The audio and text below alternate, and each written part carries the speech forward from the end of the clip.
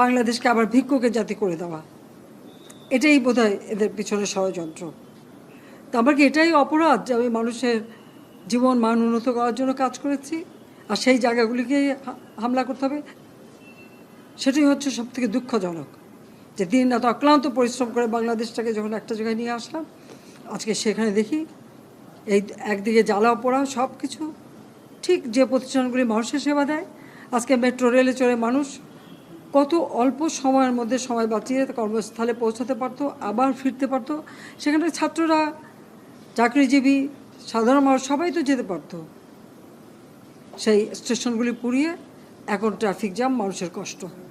আমি তো কষ্ট লাঘব করেছি, কিন্তু যারা এইভাবে আগুন দিয়ে পুড়িয়ে মানুষের সে কষ্টে আবার ফেলে দিল, তাদের বিচার দেশের মানুষকেই করতে হবে।